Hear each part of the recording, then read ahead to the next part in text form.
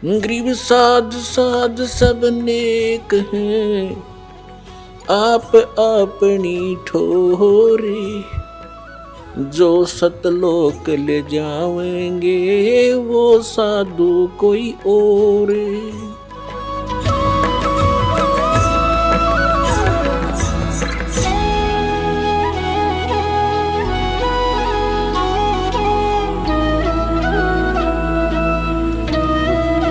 अब जैसे आप जी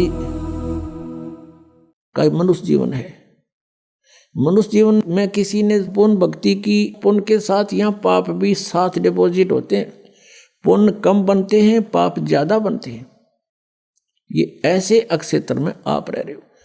जैसे आप जी यहाँ ऐसा स्थान है जैसे एक कोई फील्ड होता है, खेत है, और उसमें कुछ भी ना जो है ना उसकी गुड़ाई करो ना उसको संवारो, उसमें अपने आप घास फूस अड़ंगा कुबाड़ इतना उग जाएगा दिखे नहीं धरती, और उसमें हमने खाने योग्य अपना अन्न प्राप्त करने के लिए, कनक बीजने के लिए उसमें कितनी मेहनत करनी पड़े है। पहले तो अड़ंगा काटना, फिर उसको हल या ट्रैक्टर से गुड़ाई करनी और जो उसको बाना, और फिर उसमें खर्चा लग गया, मेहनत और परिश्रम लग गया, और फिर उसमें खाद बीज डाला वो भी पैसे से, खाद डाला वो भी बोल, फिर सिंचाई करी उसका भी टैक्स, यानी इतना कुछ खर्चा करके जब वो 2 दाने प्राप्त हुए और वो घास आप पर जाम गया, उसमें डंगा जिसकी कति आवश्यकता नहीं थी, तो ये ऐसा क्षेत्र है जहां हम रह रहे हैं।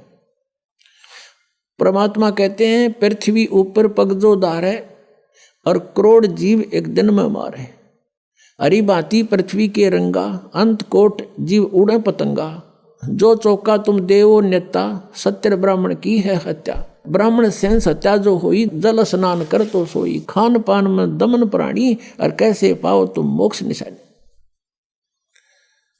कि एक तरफ तुम पुण्य कर रहे हो, इसके पैरेलल आपके पाप भी हो रहे हैं, और आप जी को दोनों का ही भोग प्राप्त होगा। आपके पुण्य अलग से लिखे जाते हैं और पाप अलग से लिखे जाते हैं। आप पुण्य के आधार से स्वर्ग गए,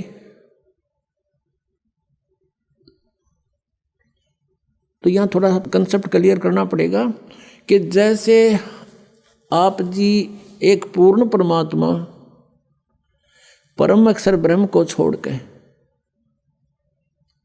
अन्य किसी को इष्ट बनाकर किसी भी प्रभु की, देव की पूजा करते हो, भगवान की, पुरुष की, जैसे सरपुरुष और अक्षर पुरुष।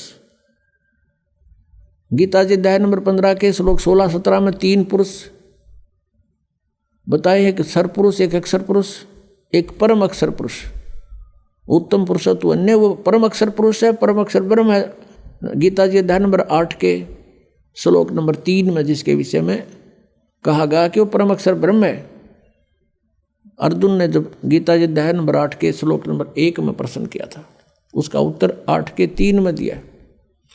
तो ये 3 पुरुष हैं, सरपुरुष भी नाशवान, अक्षर पुरुष भी नाशवान, केवल परम अक्षर पुरुष, परम अक्षर ब्रह्म, ये अविनाशी परमात्मा है। आज का जो सत्संग का विषय है, भजन करो उस सर्वदा जो दाता है कुल सबका। अब ये कंसेप्ट क्लियर करने के लिए सारा कुछ इतिहास जीवनी सुनाई जा रही है। अब सरपुरुष भी नाशवान, अक्षर पुरुष की भी क्लियर स्थिति है कि ये भी अविनाशी नहीं, बेशक नाम इसका अक्षर पुरुष है, और वो परमात्मा तो अन्य ही है।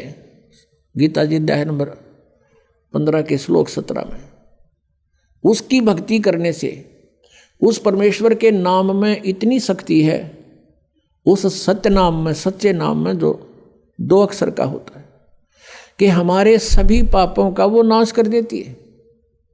और अन्य भगवान से श्री विष्णु जी, श्री ब्रह्मा जी, श्री शिव जी, और से ब्रह्म सरपुरुष और अक्षर पुरुष, ब्रह्म और ये परब्रह्म कहते हैं अक्षर पुरुष को, इनकी भक्ति से पाप नाश नहीं हो सकते।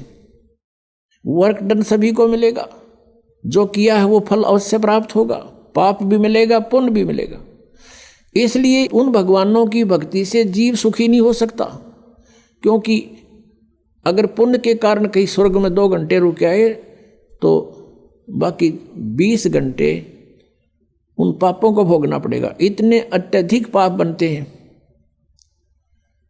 पुण्य तो करने से बनते हैं और पाप अपने आप बनते हैं। यहां पर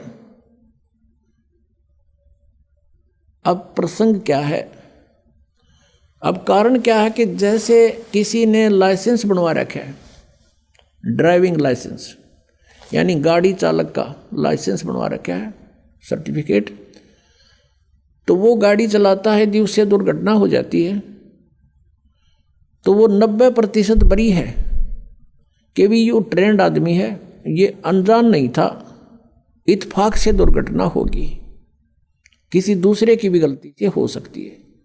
तो इसलिए इसको निर्दोष साबित कर दिया जाता है। और जिसके पास लाइसेंस है नहीं, गाड़ी चला रहा है, उससे दुर्घटना हो जाती है तो सीधा अंदर जेल में होता है वो, उसका कोई विकल्प नहीं।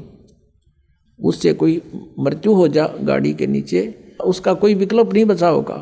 तो ऐसे जो बगैर गुरु के यानी लाइसेंस बनवाए अधिकारी के बिना अधिकारी होते हैं, ये सभी नहीं होते।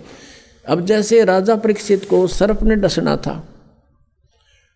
और बताया गया उसको कि किसी को गुरु बना और उससे श्रीमद् भागवत की कथा सुन। अब वहाँ पर उसके लेखक भी बैठे थे, व्यास जी, उसने भी गुरु बनने से इनकार कर दिया और पाठ कथा करने से भी इनकार कर दिया, क्योंकि वो अधिकारी नहीं थे और अधिकारी और 7वें दिन परिणाम आना था उसका। इसलिए सब पीछे को खिसक गए कि नहीं, हम गुरु पद योग्य नहीं है। तो कहाँ से? स्वर्ग से। और सुखदेव जी को बुलाया गया, वहाँ राजा परीक्षित ने उनको गुरु बनाया और फिर उन्हें 7 दिन कथा सुनाई। तो अनधिकारी से लिए हुए नाम से भी आपको कोई राहत नहीं मिलेगी, अधिकारी से लिए हुए नाम से भी आपको राहत मिल सकती है कि इच्छा कर मारे नहीं, बिन इच्छा मर जा।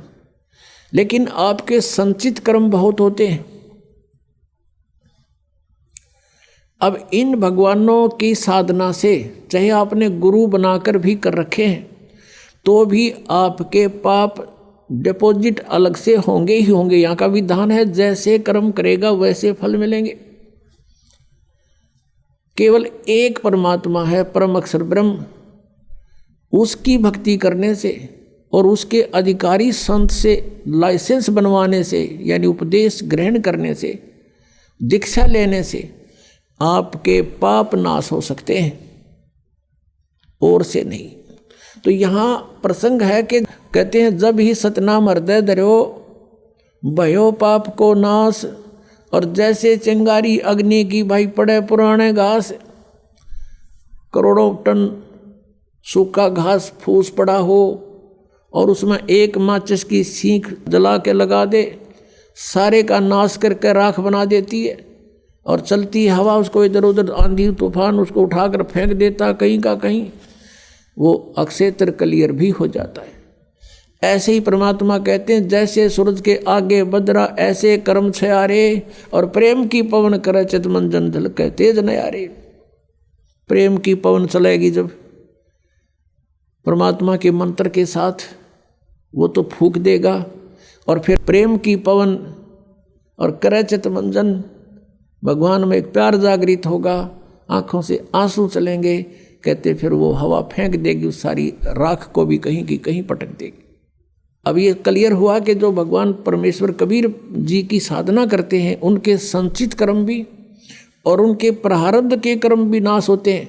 लेकिन भगवान ब्रह्मा विष्णु शिव और ब्रह्म और सरपुरुष यानी ब्रह्म और परब्रह्म, अक्षर पुरुष तक, सरपुरुष और अक्षर पुरुष, इनकी भक्ति से ना तो प्रारब्ध में कोई परिवर्तन हो सकता और न ही आपके संचित कर्म का नाश हो सकता। क्रियामान कर्म ज्ञान से कुछ बचाव हो जाता है, संतों का संग करने से, ज्ञान के समझने से कुछ पापों से, क्रियामान पापों से बच सकते हैं। जो कर रहे हैं उनसे कुछ फर्क पड़ जाता है, लेकिन प्रारब्ध में कोई परिवर्तन नहीं होता। जैसे भगवान श्री विष्णु जी को श्राप दिया था नारद जी ने। नारद जी ने भगवान से विष्णु रूप मांगा था, हरि रूप विवाह कराने के लिए, और विष्णु जी ने उनको यानी भगवान ने उनके बंदर का मुंह लगा दिया जब नारद जी को पता चला कि तेरे साथ शरारत कर दी विष्णु जी ने, उसको श्राप दे दिया कि आज तूने मेरे को बंदर का मुंह लगाया। एक औरत के लिए आज मैं व्याकुल था, एक पूरा जीवन तू अपनी पत्नी के वियोग में बितावेगा। उसका श्राप का फल भी भगवान विष्णु ने श्री रामचंद्र रूप में भोगना पड़ा। और जो मुंह तूने मेरे लगाया है, इस मुंह के जैसे व्यक्ति यानी जीव तेरी मदद करेंगे। बंदरों ने उनकी मदद की। और फिर श्री रामचंद्र जी रूप में यानी विष्णु जी ने जन्म लिया। वो सारा आपने सुन लिया कि उन्होंने किस किस प्रकार वो अपना जीवन व्यतीत किया। और जैसे ये भी आपने सुन लिया कि उन्होंने बाली को मारा था, वो उनके प्रारब्ध में लिख दिया गया, तो उसका बदला भी उन्होंने भोग कर ही पूरा करना पड़ा। वो उसको नाश नहीं कर सके, अपने प्रारब्ध के पाप कर्म को भी नाश नहीं कर सके।